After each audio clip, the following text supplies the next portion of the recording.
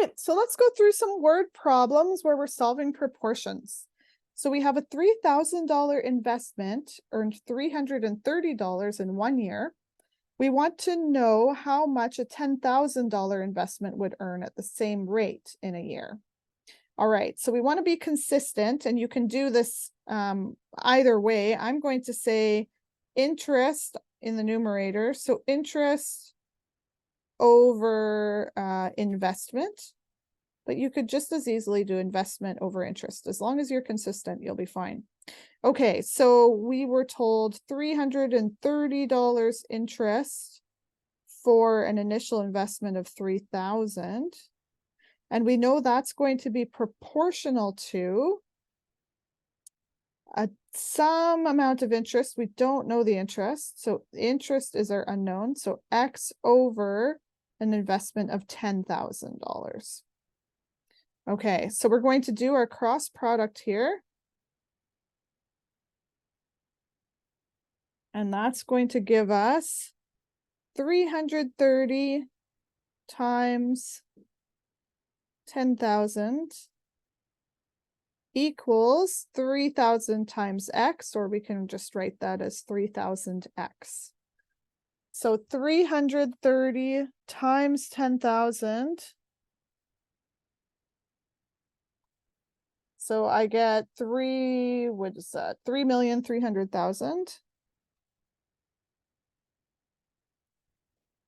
equals 3,000X. Now I want to isolate that X. So I'm going to divide both sides by 3,000.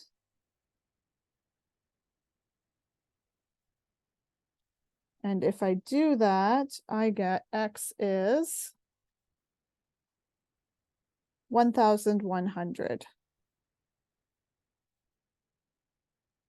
Okay, so it would earn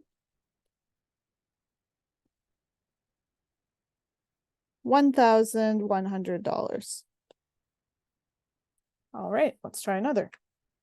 So we have a piece of cable that's 8.5 centimeters long and weighs 68 grams. We want to know what a 10 centimeter length of the same cable weighs. So I'm going to do centimeters over grams. So my first one is 8.5 centimeters over 68 grams. I guess I can write those units in.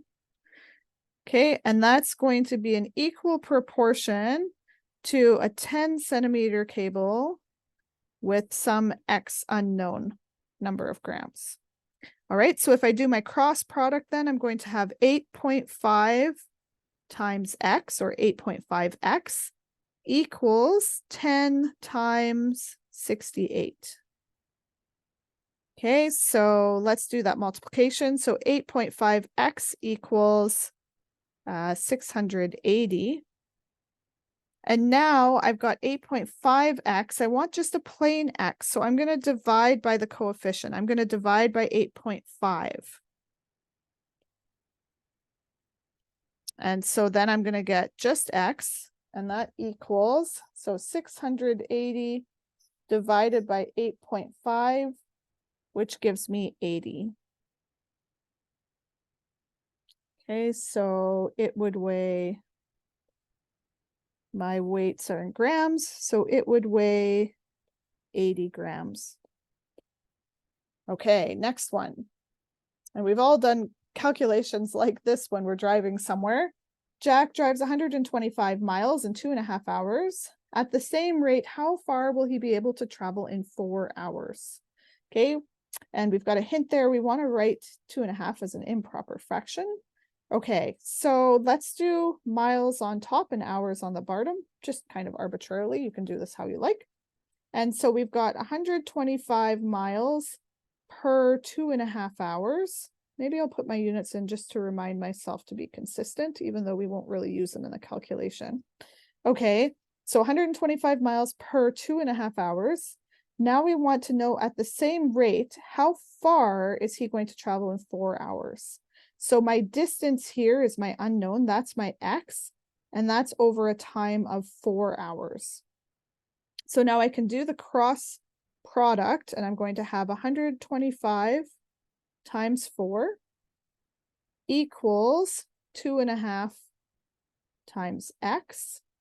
And so 125 times 4 is going to give me 500. And 2.5, we had that hint. We're going to change that to an improper fraction. So we have 5/2 times x. Okay. Or I could write that. Maybe I'll write that like this. 5/2 times x, just to show x is kind of in that numerator. Okay, so we know what 5/2 is. 2x is. We want to know what just x is. So how are we going to eliminate that fraction? Well, we're going to have to multiply by its reciprocal. So we're going to multiply by 2/5. We're allowed to do that as long as we also multiply the other side by 2/5. And just remember, this 500 is really a 500/1. So when I multiply the 5/2 by the 2/5 on the right, they're just going to become a 1. So I end up with 1x, or just x. And then on the left-hand side, well, I could do cross simplification, or I could just do numerator times numerator over denominator times denominator. If I do that, I get 1,000/5, which means x is 200. Okay, and then take a look at it. Make sure that makes sense. He drives 125 miles in 2.5 hours. So yeah, he could go about 200. So he would be able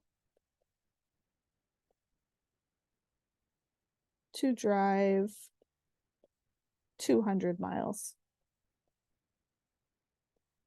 Okay, next one. A machine can produce 15 cans in 2 minutes. We want to know how many cans it can make in 8 hours.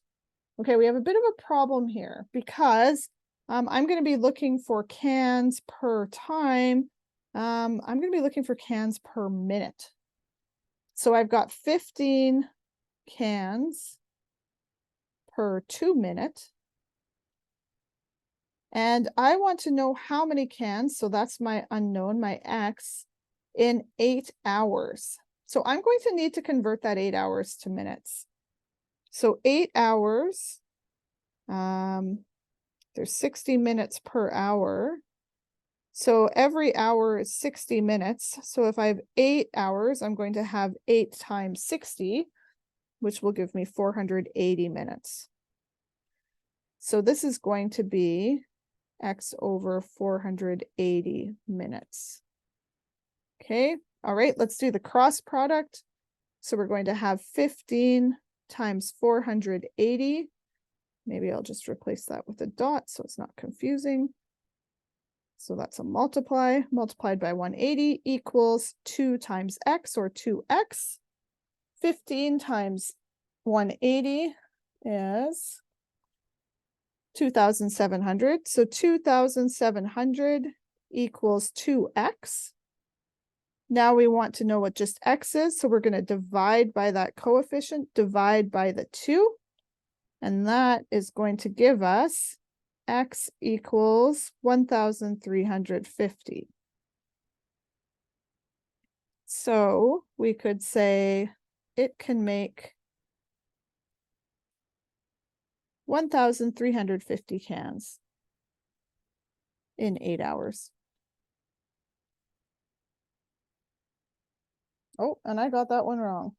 What did I do wrong?